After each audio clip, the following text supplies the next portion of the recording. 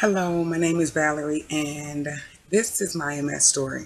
Something that's a little bit hard for me to do because I don't like talking about it.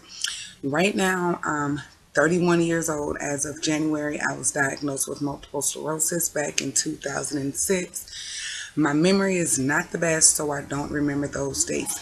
But I'm going to make this quick and simple just to get it off my chest. It was something that, again, I really don't like talking about because it bothers me, but it's also something that I'm not ashamed of. So my symptoms started one morning. I was working as a CNA, and I actually had a companion client, thank God, who just wanted me to sit and read with her, play games and different things like that. So it was simple, but it seems like whenever I pretty much turned my head, it's like I got dizzy, nothing major, pretty much it was vertigo, so it didn't really bother me, as much. But I'm like, well, if I'm going to be dealing with clients, of course, I have to go ahead and get checked out. So I called off work the next morning and I went to North Memorial Medical Center here in Minnesota. And they're like, okay, it's possible vertigo. Didn't really know what that was at that time, which meant whenever I turned my head, I got dizzy or a little bit off balance. And that was that. So later on that night at around 1:45 in the morning, I woke up and I could move nothing but my eyes. And that was like, the worst thing for me because that was it. I felt like I was dead at the moment. I would lay there, the left, actually the right side of my body had like died out completely. I couldn't move my leg, I couldn't feel it. Everything was numb. And they said that I had temporary paralysis at that time. And my left arm would just jerk. Like I couldn't do anything. I lost my speech. I could barely see. So I just lied there. At that time, I reached over and pulled the pillow with my teeth, and I had, the person that I was dealing with at that time to call 911. At that moment when I laid there, I'm going to be honest, I did not know what was going on, but in the blink of an eye, I wanted my life over, because I didn't know what was going on. So when the paramedics came, I remember them pulling me to the end of the bed and trying to get me to stand on my feet. Whenever they stood me up, everything would buckle. I would drop to the floor. They would stand me up again. I would drop to the floor. Why they continued to try to make me stand after I fell the first time, I don't know. Maybe they thought that I was on something. I'm not sure. Then, with my other hand, they asked me to touch my nose. Whenever I touch my nose, I will poke myself in my eye, the whole 9 yards. It was ridiculous. So they sent me over to the hospital. And at that time, I was on fourth floor, which was the stroke floor. They ran, I don't know how many different MRIs, testing, couldn't figure out anything. And then they ruled out a stroke because they said that I was too young to have a stroke. And they said that through the testing that they had ran, I'm going to be honest, I can't remember the name of them, but something wasn't right. So I hadn't had a stroke at that moment. Then they moved me over to the neuro floor. And that's where I was able to get my diagnosis. And it was simple. Mind you, at that point again, my speech was gone. I could not talk at all. I would drool at times. I had incontinence. I couldn't walk. I couldn't talk. I couldn't do anything. I just lied there. That was it. And they finally got me up to the neurological floor, like I just stated before. And that's when they ran the test, and it showed that I had 10 lesions on the left side of my brain, which were the size of the quarters, along with several lesions on my spine and on my back. They said that the largest lesion that I had on my brain is what affected my motor skills the most, which caused all of the stroke-like symptoms. And that's exactly what it was. And I remember all the time that I sat in the hospital. I'm going to be honest, it was devastating because I wanted my life to be over, knowing that I was 23 years old. I couldn't walk. I couldn't talk. I couldn't defend myself. I couldn't do anything but lay there and have someone take care of me. That was something that I was not willing to do. And actually, I never cried. When I got my diagnosis, maybe because as soon as they said MS, I thought about Montel Williams, and I felt that he was living fine with it. So I'm getting off subject here, but what it was on that fourth floor, when they first came in and told me that they had the results and that I had MS, I remember my mother was standing there and she started crying automatically. And I just looked at the doctors like, oh, this what I have? Okay. And I put my head down And I wanted to force myself to cry, but I couldn't. I couldn't cry. All I did was prayed at that moment.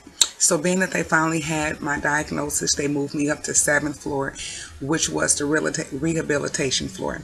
And that was the most, I want to say, hardest and stressful part about it. I didn't try to read up on MS to figure out what was going on or what can help me. I just wanted to get better. I wasn't going to be 23 years old in a wheelchair laying like that for the rest of my life. They had me set to go to a nursing home because I didn't have anyone that could physically take care of me at that time with all the cares that I needed. And my mom, she's ill as well. We don't have a lot of family here in Minnesota. So that's what I went off of. So I remember so many days to where they would put me in my wheelchair and I would try to do my cares myself. If you look at this tooth here, this one, I chipped that trying to brush my teeth. I cracked a couple of ones because whenever they gave me my toothbrush and toothpaste, they would brush my teeth for me. I was tired of that. I'm not going to sit back and let someone take care of me like I'm a baby. So I would go and try to constantly brush my teeth.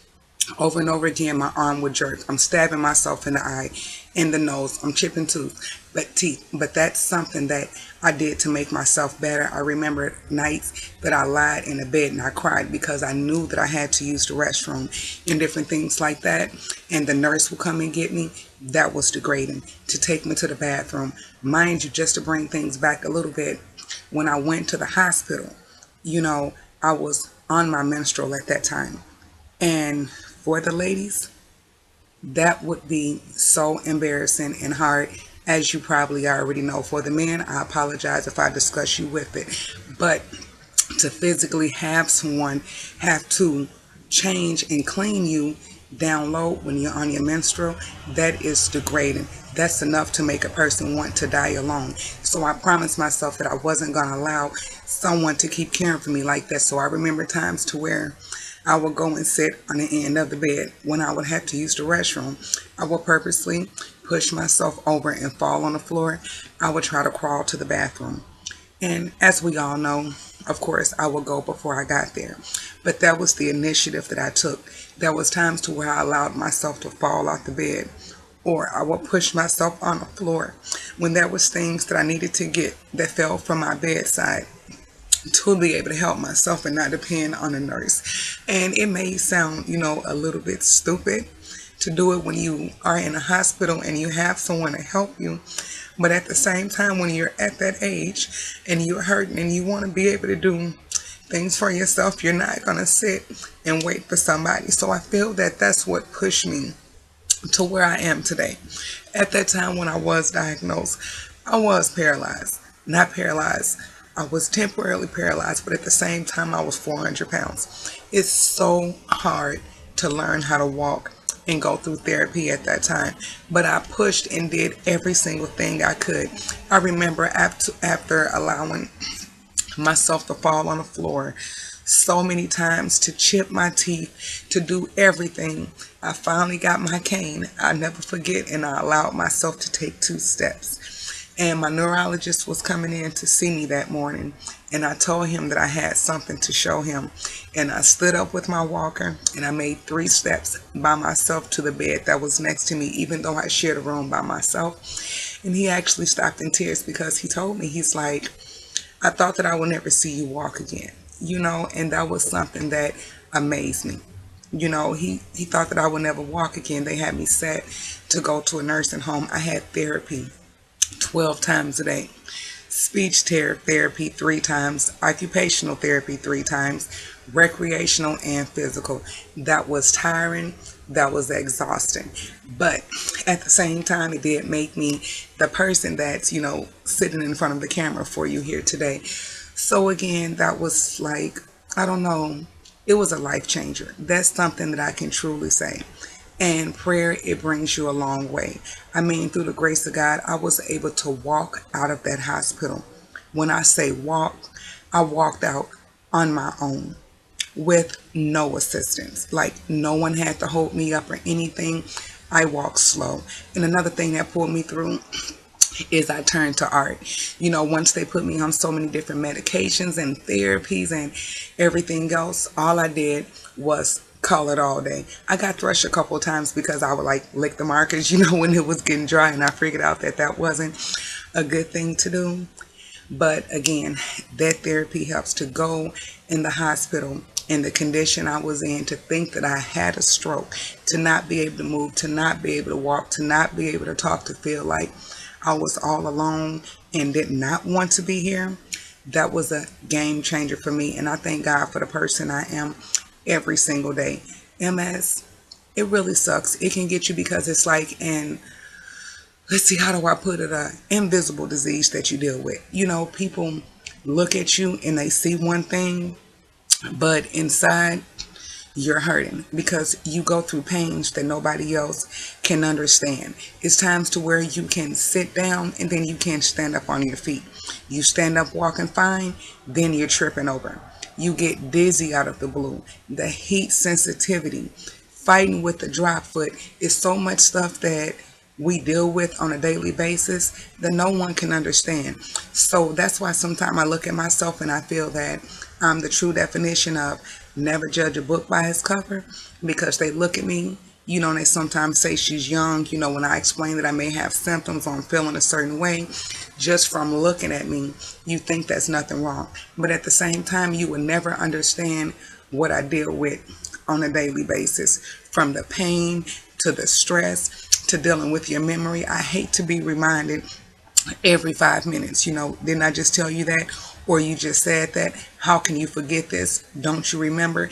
Then you find the ones that try to play on your intelligence, that know that you may have memories with your issues with your memory or anything like that, and then try to tell you that they have said something when they haven't.